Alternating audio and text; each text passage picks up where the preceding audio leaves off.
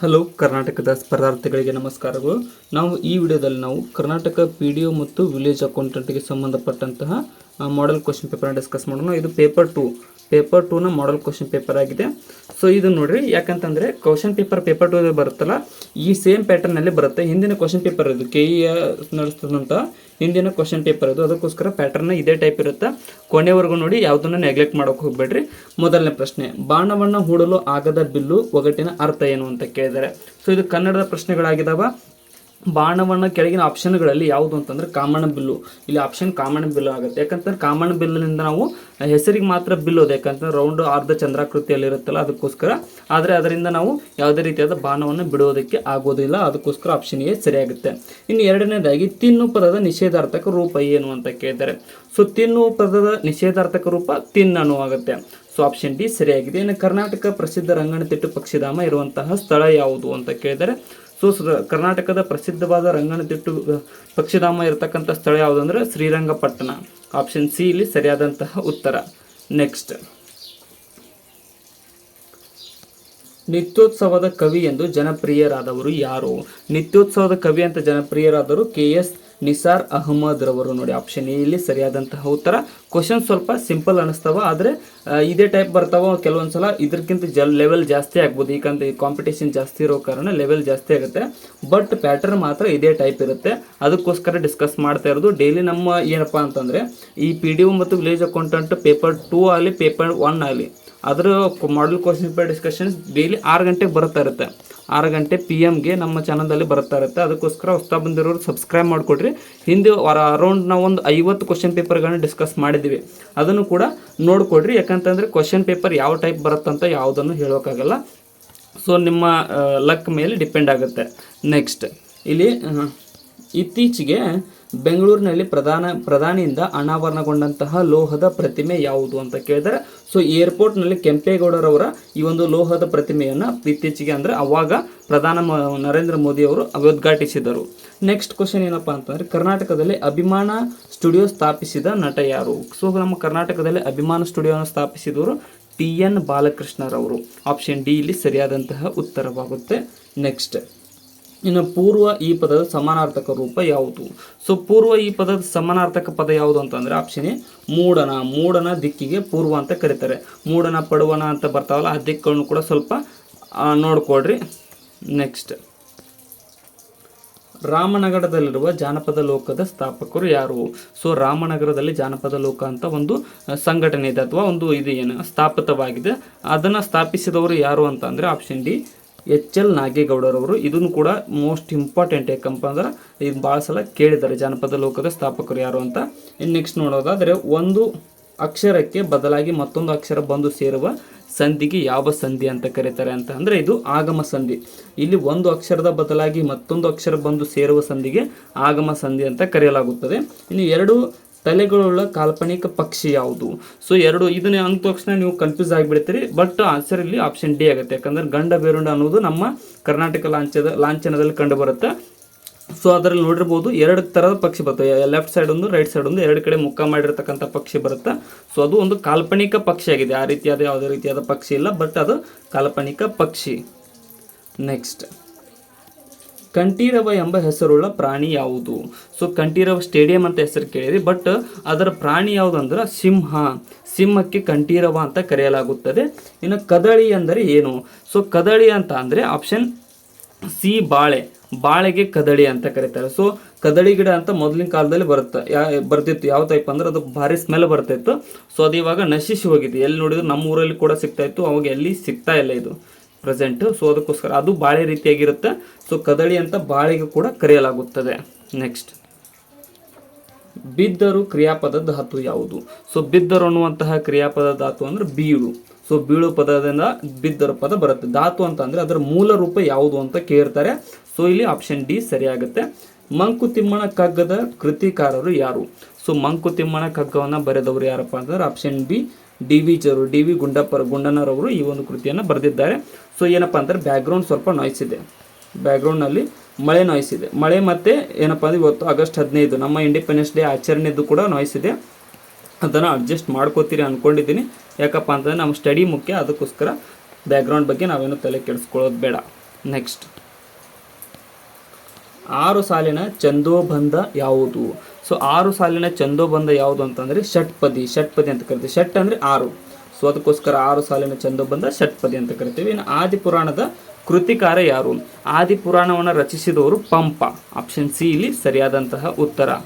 Next, ಆಳಾಗಬಲ್ಲವನು dash ಅಂತ ಕೇಳಿದರೆ ಇದನ್ನು ತುಂಬಿ, ಆಳಾಗಬಲ್ಲನು ಅರಸನಾಗಬಲ್ಲನೆ, ಅದು ಗಾದೆ ಮಾತೆ ಇದೆ, ಆಳಾಗಿ ದುಡಿ ಅರಸನಾಗುವನು ಅಂತ.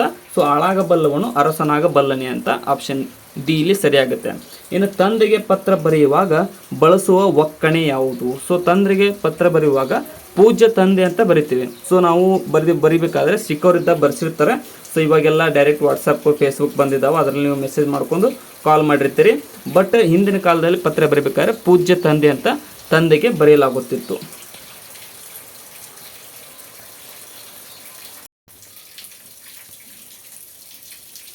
ನೆಕ್ಸ್ಟ್ ನೋಡೋದಾದರೆ ಕದಂಬರ ರಾಜಧಾನಿ ಯಾವುದಾಗಿತ್ತು? ಸೊ ಕದಂಬರ ರಾಜಧಾನಿ ಯಾವುದಾಗಿತ್ತು? ಆಪ್ಷನ್ ಸಿ ಬನವಾಸಿಯಾಗಿತ್ತು. ಕ್ವಶನ್ ಸಿಂಪಲ್ ಅನಿಸಿದ್ರು ಕೊನೆವರೆಗೂ ನೋಡಿ, ಯಾಕಂತಂದರೆ ಪ್ಯಾಟರ್ನ್ ತಿಳಿದುಕೊಡ್ರಿ. ಇನ್ನು ಕರ್ನಾಟಕದ ಅತಿ ಎತ್ತರದ ಶಿಖರ ಯಾವುದು? ಸೊ ಕರ್ನಾಟಕದ ಅತಿ ಎತ್ತರ ಶಿಖರ ಮುಳ್ಳಯ್ಯನಗಿರಿ. ಇನ್ನು ಗುಂಪಿಗೆ ಸೇರದ ಪದವನ್ನು ಸೂಚಿಸಿರಿ. ಇಲ್ಲಿ ನೋಡಿ, ಗೋಧಿ, ರಾಗಿ, ಭತ್ತ, ಅಂಜೂರ. ಇದು ಆಪ್ಷನ್ ಡಿ ಸರಿಯಾಗುತ್ತೆ, ಯಾಕಂತಂದರೆ ಇದೊಂದು ಹಣ್ಣು, ಇವೆಲ್ಲ ಬೆಳೆ ಧಾನ್ಯಗಳು. ನೆಕ್ಸ್ಟ್, ಇನ್ನು ಕರ್ನಾಟಕದ ಡಾಕ್ಟರ್ HR ಸುದರ್ಶನ್ ಅವರಿಗೆ ಸಂದಿರುವ ಪ್ರಶಸ್ತಿ ಯಾವುದು? ಸೊ ಕರ್ನಾಟಕದ ಡಾಕ್ಟರ್ HR ಸುದರ್ಶನ್ ಅವರಿಗೆ ಸಂದಿರತಕ್ಕಂಥ ಪ್ರಶಸ್ತಿ ಯಾವುದಪ್ಪ ಅಂತ ಅಂದರೆ ಆಪ್ಷನ್ ಸಿ ಮ್ಯಾಗ್ಸೆಸೆ ಪ್ರಶಸ್ತಿಯನ್ನು ಇವರಿಗೆ ನೀಡಲಾಗಿದೆ. ಇನ್ನು ಹಚ್ಚೇವು ಕನ್ನಡದ ದೀಪ ಕವಿತೆಯ ರಚನಾಕಾರರು ಯಾರು? ಸೊ ಈ ರಚನೆಯನ್ನು ರಚಿಸಿದವರು ಆಪ್ಷನ್ ಎ ಡಾಕ್ಟರ್ DS ಕರ್ಕೀರವರು. ನೋಡಿ, ಇನ್ನು ನೆಕ್ಸ್ಟ್ ಕ್ವಶನ್ ನೋಡೋದಾದರೆ ನೋಡೋಣ ಬನ್ನಿ. ಕರ್ನಾಟಕದ ಸಂತ ಕವಿ ಅಂತ ಯಾರನ್ನು ಕರೀತಾರೆ ಅಂತಂದರೆ ಶಿಶುನಾಳ ಶರೀಫರವರನ್ನು ಕರೆಯಲಾಗುತ್ತದೆ. ಇನ್ನು ಬೇಡರ ದಾಸಿಮಯ್ಯರವರ ಅಂಕಿತ ನಾಮ ಯಾವುದಪ್ಪ ಅಂತಂದರೆ ಇದು ಆಪ್ಷನ್ ಸಿ ರಾಮನಾಥ. ನೋಡಿ, ರಾಮನಾಥ ಅನ್ನುವಂಥದ್ದು ಬೇಡರ ದಾಸಿಮಯ್ಯರವರ ಅಂಕಿತ ನಾಮವಾಗಿದೆ. ಇನ್ನು ಕೇಂದ್ರ ಸರ್ಕಾರದ ಅಧೀನದಲ್ಲಿರುವ ಕನ್ನಡದ ದೂರದರ್ಶನ ವಾಹಿನಿ ಯಾವುದು? ಸೊ ಕೇಂದ್ರ ಸರ್ಕಾರದ ಅಧೀನದಲ್ಲಿರ್ತಕ್ಕಂಥದ್ದು ಚಂದನ TV. ನೋಡಿ, ಚಂದನ TV ನಾವು ಚಿಕ್ಕವರಿದ್ದಾಗ ಜಾಸ್ತಿ ನೋಡ್ತಾ ಇದ್ವಿ. ಸೊ ಅದು ಕೇಂದ್ರ ಸರ್ಕಾರದ ಅಧೀನದಲ್ಲಿದೆ. ಕೇಂದ್ರ ಸಾಹಿತ್ಯ ಅಕಾಡೆಮಿ ಪುರಸ್ಕೃತ BGL ಸ್ವಾಮಿ ಅವರ ಕಾದಂಬರಿ ಯಾವುದು? ಸೊ ಇವರ ಕಾದಂಬರಿ ಯಾವುದು ಅಂತಂದರೆ ಹಸಿರು ಹಣ್ಣು ಅನ್ನುವಂಥದ್ದು ಕೇಂದ್ರ ಸಾಹಿತ್ಯ ಪುರಸ್ಕೃತರಾದ BGL ಸ್ವಾಮಿರವರ ಕಾದಂಬರಿಯಾಗಿದೆ. ಇನ್ನು ಜ್ಞಾನ ಭಾರತಿ ವಿಶ್ವವಿದ್ಯಾಲಯ ಇರುವಂತಹ ಸ್ಥಳ ಯಾವುದು? ಸೊ ಈ ಒಂದು ಜ್ಞಾನ ಭಾರತಿ ವಿಶ್ವವಿದ್ಯಾಲಯ ಇರತಕ್ಕಂಥದ್ದು ಬೆಂಗಳೂರಿನಲ್ಲಿ. ಆಪ್ಷನ್ ಎ ಸರಿಯಾಗಿದೆ. ನೆಕ್ಸ್ಟ್, ಇನ್ನು ಕರ್ನಾಟಕ ಎಂದು ಹೆಸರಿಸುವ ಮೊದಲು ನಮ್ಮ ರಾಜ್ಯಕ್ಕಿದ್ದ ಹೆಸರೇನು? ಸೊ ನಮ್ಮ ರಾಜ್ಯಕ್ಕೆ ಮೈಸೂರು ಸಂಸ್ಥಾನ ಅಂತ ಕರೆಯಲಾಗುತ್ತಿತ್ತು. ಕರ್ನಾಟಕ 1973ರಲ್ಲಿ ಚೇಂಜ್ ಮಾಡಲಾಗಿದೆ ಕರ್ನಾಟಕ ಅಂತ. ಇನ್ನು ಮೈಸೂರು ಮಲ್ಲಿಗೆ ಕವನ ಸಂಕಲನದ ಕರ್ತೃ ಯಾರು? ಸೊ ಈ ಒಂದು ಮೈಸೂರು ಮಲ್ಲಿಗೆ ಕವನ ಸಂಕಲನದ ಕರ್ತೃ KS ನರಸಿಂಹಸ್ವಾಮಿರವರು. ನೋಡಿ, ಆಪ್ಷನ್ ಡಿ ಇಲ್ಲಿ ಸರಿಯಾದಂಥ ಉತ್ತರ. ನೆಕ್ಸ್ಟ್, ಪಟಪಟ ಎಂಬುದು ಯಾವ ಪದ? ಸೊ ಪಟಪಟ ಅನ್ನುವಂತಹದ್ದು ಯಾವ ಪದ ಅಂತಂದರೆ ಆಪ್ಷನ್ ಬಿ ಅನುಕರಣ ಪದವಾಗಿದೆ. ಯಾಕಂತಂದರೆ ಅದು ಪಟಪಟವಾಗಿ ಹಾರ್ತಾ ಇದೆ ಅಂತ ಏನು ಕರೀತಾರೆ, ಪಟಪಟ ಹೊಡಿತಾ ಇದೆ ಅಂತ, ಅದು ಅನುಕರಣೆ ಮಾಡಿ ಹೇಳಲಾಗುತ್ತದೆ, ಅದಕ್ಕೋಸ್ಕರ ಇದು ಅನುಕರಣ ಪದ. ಅವನು ಎಂಬ ಪದ ಯಾವುದು? ಸೊ ಅವನು ಅನ್ನುವಂತಹ ಪದ ಯಾವುದಪ್ಪ ಅಂತಂದರೆ ಇದೊಂದು ಸರ್ವನಾಮವಾಗಿದೆ. ಸೊ ಯಾರಿಗೆ ಬೇಕಾದರೂ ಅವನು ಅಂತ ಕರಿಬೋದು, ಅದಕ್ಕೋಸ್ಕರ ಆಪ್ಷನ್ ಬಿ ಇಲ್ಲಿ ಸರಿಯಾದಂತಹ ಉತ್ತರ ಸರ್ವನಾಮ ಆಗುತ್ತೆ. ಇನ್ನು ಓದಿದನು ಈ ಪದದ ವರ್ತಮಾನ ಕಾಲದ ರೂಪ ಯಾವುದು? ಸೊ ಓದಿದನು ಅನ್ನುವಂತಹ ಪದದ ವರ್ತಮಾನ ಕಾಲದ ರೂಪ ಓದುತ್ತಾನೆ ಅನ್ನುವುದು, ಅಂದರೆ ಮುಂದಿನ ದಿನಗಳಲ್ಲಿ ಓದುತ್ತಾನೆ ಅಂತ ಕರೆಯಬಹುದು. ಸವರ್ಣ ದೀರ್ಘ ಸಂಧಿಯ ಪದವನ್ನು ಗುರುತಿಸಿರಿ ಕೆಳಗಿನವುಗಳಲ್ಲಿ ಚಂದ್ರೋದಯ ಅನ್ನುವಂಥದ್ದು ಒಂದು ಸವರ್ಣ ದೀರ್ಘ ಸಂಧಿಯ ರೂಪವಾಗಿದೆ. ಇನ್ನು ಅಂತ್ಯ ಎಂಬ ವಾಚಕವನ್ನು ಹೊಂದಿರುವ ಅಲಂಕಾರ ಯಾವುದು? ಸೊ ಇಲ್ಲಿ ನೋಡಿ, ಅಂತ್ಯ ಅನ್ನುವಂಥ ವಾಚಕವನ್ನು ಹೊಂದಿರೋದು ಉಪಮಾ ಅಲಂಕಾರ. ಅಂತ್ಯ ಅನ್ನುವಂಥದ್ದು ಉಪಮಾ ಅಲಂಕಾರ ವಾಚಕವನ್ನು ಹೊಂದಿದೆ. ನೆಕ್ಸ್ಟ್, ಇಲ್ಲಿ ನೋಡಿ ಇಂಗ್ಲೀಷ್ ಪ್ರಶ್ನೆಗಳಿದಾವೆ. ಇಲ್ಲಿ ಯಾರು ಸ್ಕಿಪ್ ಮಾಡ್ತೀರಿ ಅನ್ಸುತ್ತಾ? ಸೊ ಹೋಗ್ಬೇಡ್ರಿ, ಯಾಕಂತಂದ್ರೆ ಇಂಗ್ಲೀಷ್ ಪ್ರಶ್ನೆಗಳಿದ್ದು ಸ್ವಲ್ಪ ಸಿಂಪಲ್ಲಾಗಿ ಅರ್ಥ ಮಾಡ್ಕೊಳಕ್ಕೆ ನೋಡ್ರಿ, ಅರ್ಥ ಆಗೇ ಬಿಡ್ತಾವೆ, ಭಾಳ ಏನು ಹೆವಿ ಕೇಳಂಗಿಲ್ಲ ಇಂಗ್ಲೀಷ್ ಪ್ರಶ್ನೆಗಳನ್ನು. ಇಲ್ಲಿ ನೋಡಿ, Rahim sat dash to his father ಅಂತ ಕೇಳಿದ್ದಾರೆ. ಸೊ ಡ್ಯಾಶ್ ಹೀಸ್ ಫಾದರ್ ಅಂತ ಅಂದರೆ ಇಲ್ಲಿ ಸರಿಯಾದಂಥ ಉತ್ತರ ಆಪ್ಷನ್ ಸಿ ಸರಿಯಾಗುತ್ತೆ. Rahim sat beside his father ಅನ್ನೋದು ಆಪ್ಷನ್ ಸಿ ಇಲ್ಲಿ ಸರಿಯಾದಂತಹ ಉತ್ತರ. Rahim sat beside his father. ಇನ್ನು ನೆಕ್ಸ್ಟ್ ನೋಡೋದಾದರೆ, there is a cut throat competition in the job market. So cut throat ಅನ್ನುವಂಥ the underlined word can be replaced with, ಅಂದರೆ ಈ ವರ್ಡನ್ನು ನಾವು ಯಾವುದರಿಂದ ಬೇರೆ ಹಾಕಬಹುದು, ಇನ್ನೊಂದು ವಾಕ್ಯವನ್ನು ಹಾಕಿದರೆ ಸರಿಯಾಗುತ್ತೆ ಅಂತ ಅಂದ್ರೆ ಕಟ್ ಥ್ರೋಟ್ ಅಂತ ಅಂದರೆ ಇದು ಟಫ್ ಅನ್ನೋದನ್ನು ಹಾಕಬಹುದಾಗಿದೆ. ಯಾಕಂತಂದರೆ tough competition in the job market ಅನ್ನೋದು ಸರಿಯಾದಂತಹ ಉತ್ತರವಾಗುತ್ತದೆ. Next, fear of water is known as, ಅಂದರೆ ನೀರಿನ ಭಯಕ್ಕೆ ಏನಂತ ಕರೀತಾರೆ ಅಂತಂದರೆ ಹೈಡ್ರೋಫೋಬಿಯಾ ಅಂತ ಕರೀತಾರೆ. ನೀರಿನ ನೋಡಿದ್ರೆ ಅಂಜೋದಕ್ಕೆ ಹೈಡ್ರೋಫೋಬಿಯಾ ಅಂತ ಕರೀತಾರೆ. ಇದಕ್ಕೆ ಸಾಮಾನ್ಯವಾಗಿ ಹುಚ್ಚು ನಾಯಿ ಕಡಿತದಿಂದ ಅನುಭವಿಸ್ತಿರ್ತಾರಲ್ಲ, ಹುಚ್ಚು ನಾಯಿ ಕಡಿತ, ಅವರು ಈ ಒಂದು ಹೈಡ್ರೋಫೋಬಿಯಾನ ಅನುಭವಿಸ್ತಿರ್ತಾರೆ. Next, identify the correctly spelt word, ಅಂದರೆ ಇದರಲ್ಲಿ ಸರಿಯಾದ ಸ್ಪೆಲ್ಲಿಂಗನ್ನು ಗುರುತಿಸಿರಿ. ಮೇಂಟೆನೆನ್ಸ್ನ ಸರಿಯಾದ ಸ್ಪೆಲ್ಲಿಂಗ್ ಆಪ್ಷನ್ ಡಿ ಸರಿಯಾಗುತ್ತೆ, ಇದು ಸರಿಯಾದಂಥ ಉತ್ತರವಾಗಿದೆ. Next, children dash sweets, fill in the blank with the right option. Children dash sweet ಅನ್ನೋದು ಅಂದರೆ ಬಿಟ್ಟ ಸ್ಥಳವನ್ನು ತುಂಬಿದಾಗ ಆಪ್ಷನ್ ಬಿ ಸರಿಯಾಗುತ್ತೆ. ಚಿಲ್ಡ್ರನ್ ಲೈಕ್ ಸ್ವೀಟ್ಸ್ ಅನ್ನೋದು ಸರಿಯಾದಂತಹ ಉತ್ತರ. ಇನ್ನು dash you please lend me your bike ಅಂತ ಕೇಳಿದ್ದಾರೆ. ಸೊ ಇಲ್ಲಿ ಬಿಟ್ಟ ಸ್ಥಳವನ್ನು ತುಂಬಿ ಬರೆದಾಗ would you please lend me your bike ಅನ್ನೋದು ಸರಿಯಾದಂತಹ ಉತ್ತರ. Next, meet me dash the entrance of the park. So meet me ಅನ್ನೋ ಇದನ್ನು ಇಲ್ಲಿ ಕೂಡ ಬಿಟ್ಟ ಸ್ಥಳವನ್ನು ತುಂಬಿ ಬರೆದಾಗ ಏನಂತ ಅಂದರೆ meet me at the entrance of the park ಅನ್ನೋದು ಸರಿಯಾದಂತಹ ಉತ್ತರವಾಗುತ್ತೆ. Next, getting the doctorate degree has added one more feather in his cap. Feather ಅಂದರೆ ಅವನಿಗೆ ಡಾಕ್ಟರ್ ಡಿಗ್ರಿಯನ್ನು ಪಡೆದರ ಮೂಲಕ ಅವನ ಕಿರೀಟಕ್ಕೆ ಇನ್ನೊಂದು ಗರಿಯನ್ನು ಏರಿಸಿದಂತಾಯಿತು ಅಂತ ಅಂದರೆ ದ ಅಂಡರ್ಲೈನ್ಡ್ ಫೇಸ್ ಸಜೆಸ್ಟ್, ಅಂದರೆ ಇದು ಏನು ಇನ್ನೊಂದು ಗರಿಯನ್ನು ಏರಿಸಿದಂತಾಯಿತು ಅನ್ನೋದರ ಇನ್ನೊಂದು ಏನಂತ ಕೇಳಿದರೆ, ಸೊ ಇದು ಎಡಿಷ್ನಲ್ ಸಕ್ಸಸ್, ಒಂದು ಗರಿಯನ್ನು ಸೇರಿಸಿತು ಅಂದರೆ ಹೆಚ್ಚಿನ ಅವನಿಗೆ ಸಕ್ಸಸ್ಸನ್ನು ನೀಡಿತು ಅಂತ ಆಪ್ಷನ್ ಸಿ ಸರಿಯಾದಂತಹ ಉತ್ತರವಾಗುತ್ತೆ. Next, one who does not know reading and writing is called. ಯಾರಿಗೆ ಬರೆಯಲಿಕ್ಕೆ ಮತ್ತು ಓದಲಿಕ್ಕೆ ಬರುವುದಿಲ್ಲ ಅಂಥವ್ರಿಗೆ ಏನಂತ ಕರೀತಾರೆ, ಇಲ್ಲಿಟ್ರೇಟ್ ಅಂತ ಕರೀತಾರೆ. ಆಪ್ಷನ್ ಡಿ ಸರಿಯಾದಂತಹ ಉತ್ತರ. Next, rearrange the jumbled segments from the meaningful sentence ಅಂತ ಕೇಳಿದರೆ ಇವುಗಳನ್ನ ರೀಅರೇಂಜ್ ಮಾಡಿ ಬರೆಯಿರಿ ಅಂತ ಕೇಳಿದ್ದಾರೆ. ನೋಡಿ, ಇದು ನೋಡಿದಾಗ ಪ್ಲೇಯಿಂಗ್ ಅನ್ನೋದು ಫಸ್ಟ್ ಬರಲ್ಲ, ದ ಚಿಲ್ಡ್ರನ್ ಅನ್ನೋದು ಬರ್ಬೋದು, ಕ್ರಿಕೆಟ್ ಅನ್ನೋದು ಬರ್ಬೋದು. ಸೊ ಇವೆರಡರಲ್ಲಿ ಒಂದಿದೆ. So the children are cricket playing ಅಂತ ಬರಲ್ಲ, cricket playing the children are ಅಂತ ಬರೋಂಗಿಲ್ಲ. ಸೊ ಇಲ್ಲಿ ನೋಡಿ, ದ ಚಿಲ್ಡ್ರನ್ ಆರ್ ಆಗುತ್ತೆ, ಕ್ಯೂ ಆದಮೇಲೆ ಎಸ್ ಬರಬೇಕಾಗುತ್ತೆ. ಸೊ ಇಲ್ಲಿ ಸರಿಯಾದಂತಹ ಉತ್ತರ ಏನಾಗುತ್ತೆ ಅಂತಂದರೆ ಆಪ್ಷನ್ ಬಿ ಸರಿಯಾಗುತ್ತೆ. ನೋಡಿ ಏನಂತಂದ್ರೆ the children are playing cricket ಆಗುತ್ತೆ. ಆಪ್ಷನ್ ಬಿ ಇಲ್ಲಿ ಸರಿಯಾದಂಥ ಉತ್ತರ. ಇನ್ನು identify the odd one in the group, ಇದರಲ್ಲಿ ವಿಭಿನ್ನ ಪದವನ್ನು ಗುರುತಿಸಿರಿ. ಮೊದಲನೆಯದು betrayal, loyalty, fidelity, faithfulness. So ಇಲ್ಲಿ ನೋಡಿ, ಬಿಟ್ರೇಯಲ್ ಅನ್ನುವಂಥದ್ದು ಇಲ್ಲಿ ವಿಭಿನ್ನ ಪದವಾಗುತ್ತೆ. ಯಾಕಂತಂದರೆ ಇಲ್ಲಿ ನೋಡಿ, ಬಿಟ್ರೇಯಲ್ ಅಂದರೆ ಮೋಸ ಮಾಡೋದು, ಲಾಯಲ್ಟಿ ಅಂದರೆ ಒಬಿಡಿಯಂಟ್ ಆಗಿರೋದು, ಫಿಡೆಲಿಟಿ ಅಂದರೂ ಕೂಡ ಒಂದೇ ರೀತಿಯಾದ ಅರ್ಥ ಕೊಡುತ್ತೆ, ಫೇತ್ಫುಲ್ನೆಸ್ ಅಂದ್ರೆ ಕೂಡ ಒಂದೇ ರೀತಿಯಾದ ಅರ್ಥ ಕೊಡುತ್ತೆ. ಆದರೆ ಬಿಟ್ರೇಯಲ್ ಮಾತ್ರ ಇವು ಮೂರಿಗೆ ವಿಭಿನ್ನವಾದ ಪದವಾಗಿದೆ. Next, identify the correct sentence. So ಕೆಳಗಿನವುಗಳಲ್ಲಿ identify the correct. I had been learning English now. So ಇದು ತಪ್ಪಾಗುತ್ತೆ. ಯಾಕಂತಂದರೆ ಐ ಹ್ಯಾಡ್ ಬೀನ್ ಅಂತ ಇಲ್ಲಿ ಫಾಸ್ಟ್ ಅಂತ ಹೇಳ್ಯಾರ, ಮತ್ತು ಇಲ್ಲಿ ನೌ ಅಂತ ಕೊಟ್ಟಿದ್ದಾರೆ, ಅದಕ್ಕೋಸ್ಕರ ಏ ತಪ್ಪು. ಇನ್ನು I have learning English now. So ಇದು ಪ್ರೆಸೆಂಟ್ ಹೇಳಿದ್ದಾರೆ, ಬಟ್ ಹ್ಯಾವ್ ಬರೋಲ್ಲ, ಐ ಹ್ಯಾವ್ ಬೀನ್ ಲರ್ನಿಂಗ್ ಅಂತ ಬರುತ್ತೆ. ಸೊ ಇಲ್ಲಿ ನೋಡಿ, I am learning English now, ಇದು ಸರಿಯಾದ ಸೆಂಟೆನ್ಸ್, ಯಾಕಂದ್ರೆ ಸಿಂಪಲ್ ಪ್ರೆಸೆಂಟ್ ಸೆಂಟೆನ್ಸ್ ಆಗಿದೆ. ಆಪ್ಷನ್ ಸಿ ಸರಿಯಾಗುತ್ತೆ. I was learning English now, I was ಅಂತ ಕೊಟ್ಟಿದ್ದಾರೆ ಮತ್ತು ನೌ ಅಂತ ಕೊಟ್ಟಿದ್ದಾರೆ, ಇದು ಬರೋಂಗಿಲ್ಲ, ಅದಕ್ಕೋಸ್ಕರ ಆಪ್ಷನ್ ಸಿ ಇಲ್ಲಿ ಸರಿಯಾದಂಥ ಉತ್ತರವಾಗುತ್ತೆ. ಇನ್ನು many people dash due to ಕೋವಿಡ್-19 and number of death is alarming ಅಂತ ಕೇಳಿದ್ದಾರೆ. ಸೊ ಇಲ್ಲಿ ನೋಡಿ, ಮೆನಿ ಪೀಪಲ್ ಏನು ಬಿಟ್ಟ ಸ್ಥಳ ತುಂಬಿದಾಗ ಏನಾಗುತ್ತೆ ಅಂತ ಅಂದರೆ ಪಾಸ್ಡ್ ಅವೇ ಸರಿಯಾದಂಥ ಉತ್ತರ. Many people passed away due to ಕೋವಿಡ್-19 and the number of death is alarming. Option D ಸರಿಯಾಗುತ್ತೆ. ಭಾಳಷ್ಟು ಜನ ಕೋವಿಡ್-19 ಸಲುವಾಗಿ ತೀರಿ ಹೋದರು, ಅವರ ಡೆತ್ ಅಂದರೆ ಸಾವಿನ ಸಂಖ್ಯೆ ಕೂಡ ಹೆಚ್ಚಿಗೆ ಆಗುತ್ತಿದೆ ಅಂತ ಬರುತ್ತೆ. ಇನ್ನು next, John booked one dash in the Tipu express. So ಇಲ್ಲಿ ನೋಡಿ, ಟಿಪ್ಪು ಎಕ್ಸ್ಪ್ರೆಸ್ ಅಂತಂದರೆ ಇದು ಟ್ರೈನ್ ಆಗ್ಬೋದು, ಬಸ್ ಆಗ್ಬೋದು. ಇಲ್ಲಿ ಆಪ್ಷನ್ ಎ ನೋಡಿ, ಬರ್ತ್ ಅನ್ನೋದು ಟ್ರೈನ್ದಲ್ಲಿ ಬರುತ್ತೆ. John booked one berth in the Tipu express train ಅಂತ ಬರುತ್ತೆ. So next, identify the correct sentence. ಈ ಕೆಳಗಿನವುಗಳಲ್ಲಿ ಯಾವುದು ಸರಿಯಾದ ವಾಕ್ಯ ಅನ್ನುವುದನ್ನು ಗುರುತಿಸಿರಿ ಅಂತ ಕೇಳಿದ್ದಾರೆ.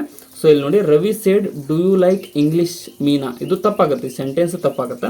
Ravi said do you like English Meena, ಇದು ಕೂಡ ತಪ್ಪು. Ravi said do you like English Meena, question tag apply ಮಾಡಿದ್ದಾರೆ. ಇಲ್ಲಿ ನೋಡಿ ಕೊನೆಯದಾಗಿ Ravi said do you like English Meena ಅನ್ನೋದು ಸರಿಯಾದಂತಹ ಸೆಂಟೆನ್ಸ್ ಆಗುತ್ತೆ ಆಪ್ಷನ್. ಯಾಕಂತಂದ್ರೆ ಕ್ವಶನ್ ಮಾರ್ಕ್ ಯಾವಾಗಿದ್ರು ಅದರ ದಂಡಿಗೆ ಬರುತ್ತೆ, ಫುಲ್ ಎಫ್ ನೆಕ್ಸ್ಟ್ ಬರುತ್ತೆ. Next, one must dash had habits to lead a healthy life. One must dash had habits to lead a healthy life ಅಂತ ಅಂದರೆ one must give up. Bad habit ಅಂತ ಬಂದಾಗ ಅವುಗಳನ್ನ ಬಿಡಬೇಕಾಗತ್ತೆ. ಬ್ಯಾಡ್ ಹ್ಯಾಬಿಟ್ಗಳನ್ನ ಬಿಟ್ಟ ಮೇಲೆ ಒಬ್ಬರು ಹೆಲ್ದಿ ಲೈಫನ್ನು ಲೀಡ್ ಮಾಡಬಹುದು. Next, the word strike means hit. The same word in the sentence the workers went on a strike to get there demands met means ಅಂದರೆ ಇಲ್ಲಿ ಸ್ಟ್ರೈಕ್ ಅಂತ ಅಂದರೆ ಹೊಡಿ ಅಂದಂಗೆ ಆಗುತ್ತೆ. ಸೊ ಹೊಡಿ ಅಂದಂಗೆ ಆಗುತ್ತೆ. ನೆಕ್ಸ್ಟ್, ಅದೇ ವರ್ಡನ್ನು ನಾವು ವರ್ಕರ್ಸ್ ಸ್ಟ್ರೈಕ್ ಮಾಡ್ತಾ ಇದ್ದಾರೆ ಅಂತ ಹೇಳಿದಾಗ ಸೊ ಬೇರೆ ಅರ್ಥ ಕೊಡುತ್ತೆ. ಸೊ ಇಲ್ಲಿ ಸ್ಟ್ರೈಕ್ ಏನು ಅರ್ಥ ಕೊಡುತ್ತೆ ಅಂತ ಕೇಳಿದ್ದಾರೆ. ಮೊದಲನೇ ಆಪ್ಷನ್ ಏನು ಹೇಳುತ್ತೆ, the workers were ill and so could not work. ಇದು ಬರಂಗಿಲ್ಲ, ಯಾಕಂತಂದ್ರೆ ಅವ್ರಿಗೆ ಆರಾಮಿರಲಿಲ್ಲ, ಅದೆಲ್ಲ ಸಂಬಂಧಪಡಲ್ಲ.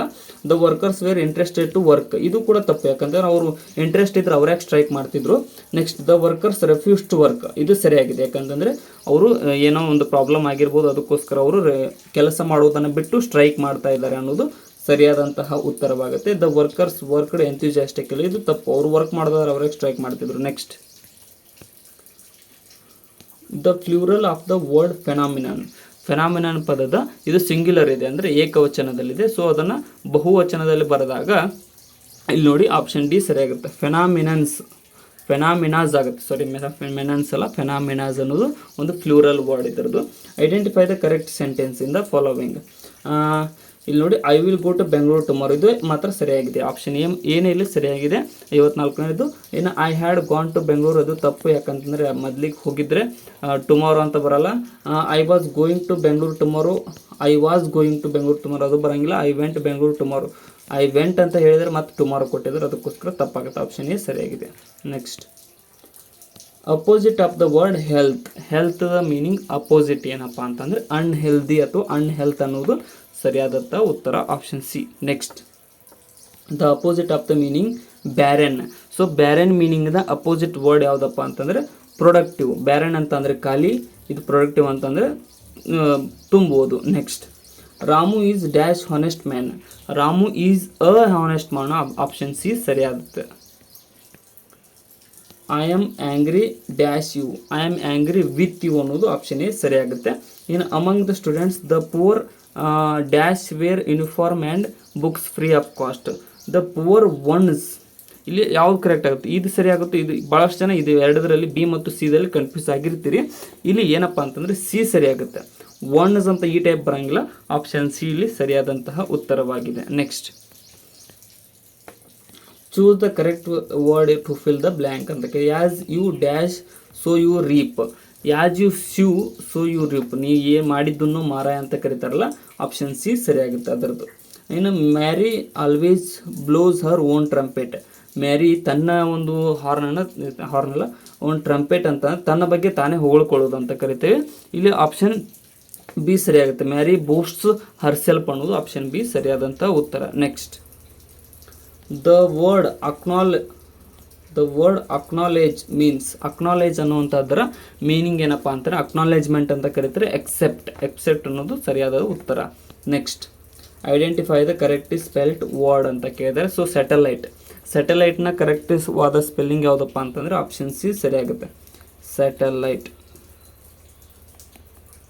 ಆಪ್ಷನ್ ಸಿ ಸರಿಯಾದಂಥ ಉತ್ತರ. One of the students dash absent ಅಂತ ಕೇಳಿದರೆ ಒನ್ ಆಫ್ ದ ಸ್ಟೂಡೆಂಟ್ಸ್ ಈಗ ಒನ್ ಕೊಟ್ಟಿದ್ದಾರೆ, ಅದಕ್ಕೋಸ್ಕರ ಸ್ಟೂಡೆಂಟ್ಸ್ ಎಷ್ಟೇ ಜನ ಇದ್ದರು ಅದರಲ್ಲಿ ಒಬ್ಬರು ಈಸ್ ಅಬ್ಸೆಂಟ್ ಅನ್ನೋದು ಸರಿಯಾದಂತಹ ಉತ್ತರ, ಆಪ್ಷನ್ ಡಿ ಆಗುತ್ತೆ. Next, dash I come in sir as ಕಡೆ morning may I come in, option B ಸರಿಯಾದಂಥ ಉತ್ತರ. Identify the odd one in the group, ಇದರಲ್ಲಿ ವಿಭಿನ್ನ ಪದವನ್ನು ಗುರುತಿಸಿರಿ. ಹಾರ್ಮ್ಫುಲ್ ಅಂತಂದರೆ ಎಫೆಕ್ಟ್ ಕೊಡೋದು, ಡಿಸ್ಟ್ರಕ್ಟಿವ್ ಅಂತಂದರೆ ಅದು ಕೂಡ ಒಂದೇ ಅರ್ಥ ಕೊಡುತ್ತೆ, ಪಾಯ್ಸನಸ್ ಇವು ಮೂರು ನೆಗೆಟಿವ್ ಅರ್ಥಗಳಿದಾವೆ. ಕನ್ಸ್ಟ್ರಕ್ಟಿವ್ ಅನ್ನೋದು ಒಂದು ಪಾಸಿಟಿವ್ ವರ್ಡ್ ಕೊಡುತ್ತೆ, ಪಾಸಿಟಿವ್ ಮೀನಿಂಗ್ ಕೊಡುತ್ತೆ, ಅದಕ್ಕೋಸ್ಕರ ಆಪ್ಷನ್ ಎ ಇಲ್ಲಿ ಸರಿಯಾಗಿದೆ. ಇನ್ನು ಅಫ್ಲುಯೆಂಟ್ ಪದದ ಅರ್ಥವೇನು ಅಂತ ಕೇಳಿದರೆ, ಸೊ ಈ ಕೆಳಗಿನವುಗಳನ್ನು ನೋಡ್ತಾ ಇದ್ರೆ ಅಫ್ಲುಯೆಂಟ್ ಅಂತಂದರೆ ಆಪ್ಷನ್ ಸಿ ರಿಚ್ ಅನ್ನೋದು ಸರಿಯಾದಂತಹ ಉತ್ತರವಾಗುತ್ತೆ. Next, Raju works in dash university. So Raju works in the university ಅನ್ನೋದು ಆಪ್ಷನ್ ಸಿ ಸರಿಯಾದಂಥ ಉತ್ತರ. Choose the opposite word of the far. Far ಅಂತಂದರೆ ದೂರ, ಸೊ ಅದರ ಅಪೋಸಿಟ್ ವರ್ಡ್ ನಿಯರ್ ಅನ್ನೋದು ಸರಿಯಾದ ಉತ್ತರ. Next, a person having more than one wife is called. So ಯಾರು ಒಬ್ಬರಿಗಿಂತ ಇನ್ನು ಹೆಚ್ಚಿಗೆ ಜನ ಹೆಂಡತಿಯರು ಇರ್ತಾರೋ ಅವ್ರಿಗೆ ಏನಂತ ಕರೀತಾರೆ ಅಂದರೆ ಪಾಲಿಗ್ಯಾಮಿಸ್ಟ್ ಅಂತ ಕರೀತಾರೆ. ಆಪ್ಷನ್ ಎ ಸರಿಯಾಗಿದೆ. ಸೊ ಇನ್ನು ನೋಡಿ, ಕಂಪ್ಯೂಟರ್ ಬಗ್ಗಿನ ಪ್ರಶ್ನೆಗಳು ಸ್ಟಾರ್ಟ್ ಆದವು. ಸೊ ಇಲ್ಲಿ ನೋಡಿ, ಯಾವ ಸಾಫ್ಟ್ವೇರ್ ಸ್ಲೈಡ್ ಆಧಾರಿತ ಪ್ರಸ್ತುತಿಯನ್ನು ರಚಿಸಲು ಬಳಕೆದಾರರಿಗೆ ಸಹಾಯ ಮಾಡುತ್ತದೆ. ಸೊ ಈ ಟೈಪ್ ಸ್ಲೈಡ್ ಬರ್ತಾವೆ, ನೀವು ಸ್ಲೈಡ್ ಪ್ರಿಪೇರ್ ಮಾಡ್ತಾ ಇರ್ತೀರಿ. ಅದರಲ್ಲಿ ಯಾವುದು ಅಂತ ಅಂದರೆ MS power point. Option A ಇಲ್ಲಿ ಸರಿಯಾದಂಥ ಉತ್ತರ. PPT ಅಂತ ಏನು ಕರಿತೀವಲ್ಲ, PPT ಮಾಡ್ಬೇಕಾದ್ರೆ MS ಪವರ್ ಪಾಯಿಂಟ್ ಮೂಲಕ ನಾವು ಮಾಡ್ತೀವಿ. ಒಂದು ನಿರ್ದಿಷ್ಟ ಕ್ರಮದಲ್ಲಿ ಒಂದರ ನಂತರ ಮತ್ತೊಂದು ದಾಖಲೆಗಳು ಸಂಗ್ರಹ ಆಗುವುದನ್ನು ಏನೆಂದು ಕರೆಯುತ್ತಾರೆ. ಸೊ ಸಿಕ್ವೆನ್ಸಿಯಲ್ ಫೈಲ್ ಅಂತ ಕರೀತಾರೆ. ಒಂದರ ನಂತರ ಒಂದು ಸಂಗ್ರಹ ಆಗುವುದಕ್ಕೆ ಸಿಕ್ವೆನ್ಸಿಯಲ್ ಫೈಲ್ ಎಂದು ಕರೆಯಲಾಗುತ್ತದೆ. ನೆಕ್ಸ್ಟ್, ಇಂಟರ್ನೆಟ್ನ ಬಳಕೆಗಳು. ಇದು ಸಿಂಪಲ್ ಇದೆ, ಇವುಗಳು ಎಲ್ಲವೂ ಆಗ್ತವೆ. ಆನ್ಲೈನ್ ಕಮ್ಯುನಿಕೇಷನ್, ಫೀಡ್ಬ್ಯಾಕ್ ಮತ್ತು ಸಾಫ್ಟ್ವೇರ್ ಶೇರಿಂಗ್ ಎಲ್ಲವೂ ಇಂಟರ್ನೆಟ್ನ ಬಳಕೆಗಳಾಗಿವೆ. ಮೊದಲ ಯಾಂತ್ರಿಕ ಲೆಕ್ಕಾಚಾರದ ಸಾಧನ ಯಾವುದು? First mechanical calculating device. ಅದು ಯಾವುದಂದ್ರೆ ಅಬ್ಯಾಕಸ್. ನಾವು ಚಿಕ್ಕವರಿದ್ದಾಗ ಅಬ್ಯಾಕಸ್ ಮೂಲಕ ಲೆಕ್ಕಾಚಾರ ಮಾಡಿದ್ದೀವಿ, ಅದನ್ನು ಕೂಡ ಕಲಿತಿದ್ದೀವಿ. ಸೊ ಇದು ಒಂದು ಮೊದಲ ಕಂಪ್ಯೂಟರ್ ಅಂತ ಕೂಡ ಕರೀತಾರೆ. ನೆಕ್ಸ್ಟ್, ISP ಫುಲ್ ಫಾರ್ಮ್ ಏನಂತ ಕೇಳಿದ್ದಾರೆ. ಸೊ ಇದು ಕೂಡ ಸಿಂಪಲ್, ಇದು ಟ್ರಿಕ್ಕಿ ಆಗಿದೆ ನೋಡಿ. ಇದು ಇಂಟ್ರಾನೆಟ್ ಸರ್ವಿಸ್ ಪ್ರೊವೈಡರ್ ಆಗುತ್ತೆ. ಸೊ ಇಂಟರ್ನೆಟ್ ಸರ್ವಿಸ್ ಪ್ರೊವೈಡರ್ ಅಂತ ಕನ್ಫ್ಯೂಸ್ ಮಾಡ್ಕೊಂಡಿರ್ತೀರಿ, ಬಟ್ ಇದು ಇಂಟ್ರಾನೆಟ್ ಸರ್ವಿಸ್ ಪ್ರೊವೈಡರ್ ಅನ್ನೋದು ISPಯ ಫುಲ್ ಫಾರ್ಮ್ ಆಗಿದೆ.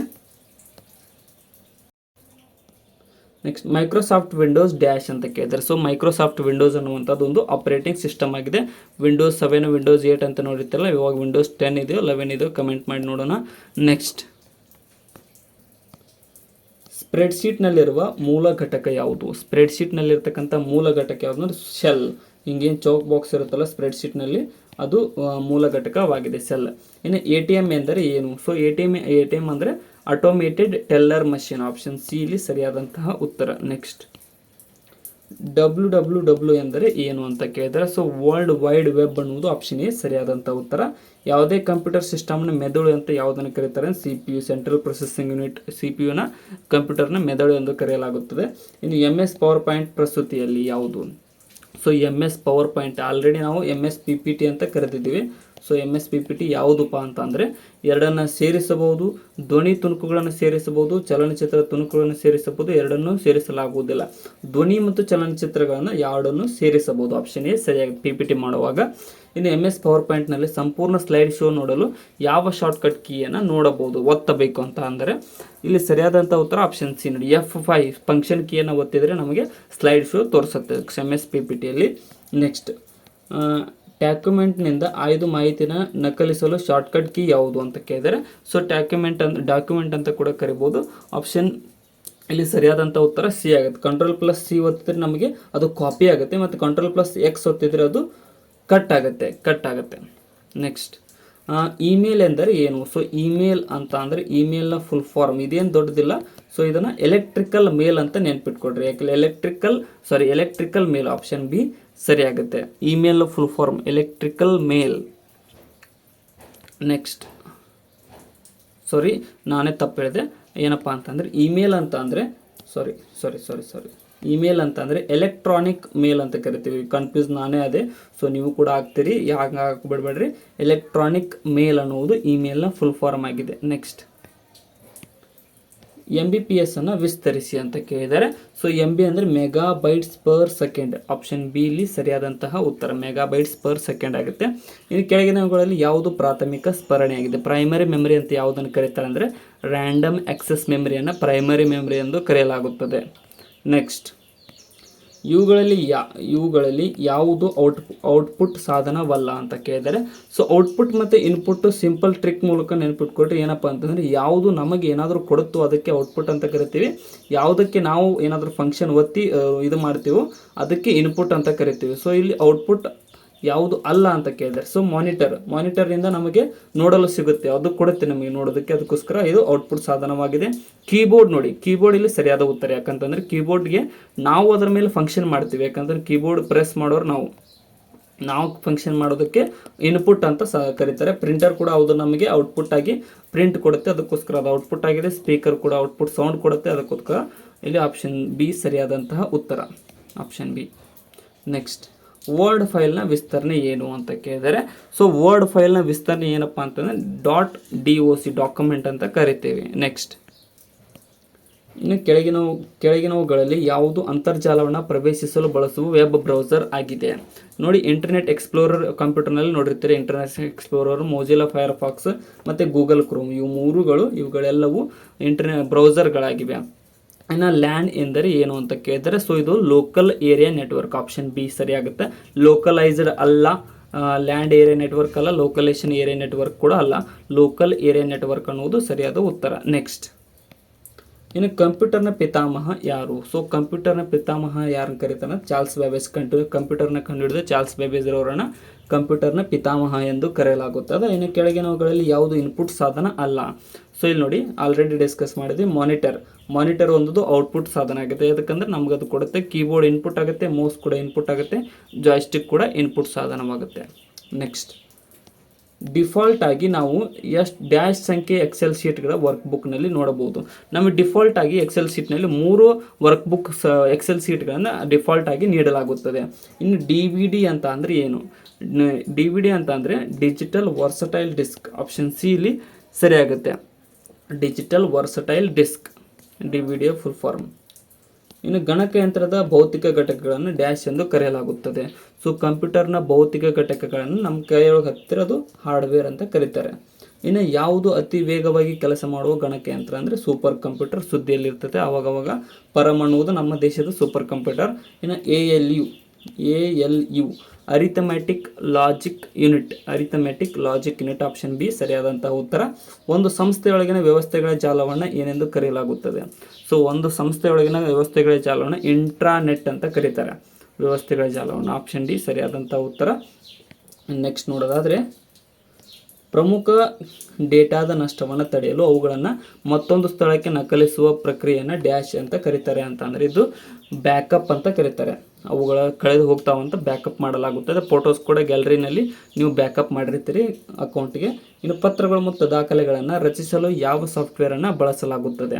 ಸೊ ಪತ್ರಗಳು ಮತ್ತು ದಾಖಲೆಗಳನ್ನು ರಚಿಸಲು MS ವರ್ಡನ್ನು ಬಳಸಲಾಗುತ್ತದೆ. ಡಾಕ್ಯುಮೆಂಟ್ ಅಂತ ಬಂದರೆ MS ವರ್ಡ್, DOC ಸರಿಯಾದಂತಹ ಉತ್ತರವಾಗುತ್ತದೆ.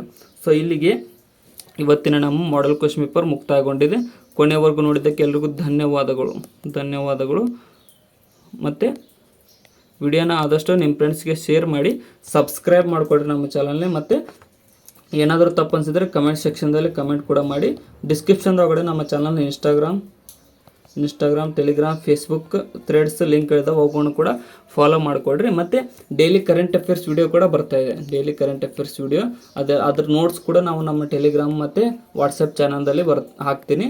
ಸೊ ಅದನ್ನು ಕೂಡ ನೀವು ಫಾಲೋ ಮಾಡ್ಕೊಂಡಿರಿ, ಅಪ್ ಟು ಡೇಟ್ ಆಗಿರಿ. ಮತ್ತು ಇನ್ಸ್ಟಾದಲ್ಲಿ ನಮ್ಮ ಶಾರ್ಟ್ ವೀಡಿಯೋಸ್ ಕೂಡ ಬರ್ತಾ ಇರ್ತವೆ, ಅವುಗಳನ್ನು ಕೂಡ ನೋಡ್ತಾ ಇರಿ. ಏನಾದರೂ ಅನಿಸಿದರೆ ಕಮೆಂಟ್ ಕೂಡ ಮಾಡಿ, ವಿಡಿಯೋನ ಆದಷ್ಟು ಶೇರ್ ಮಾಡಿ. Chalukya Academy. Thank you so much.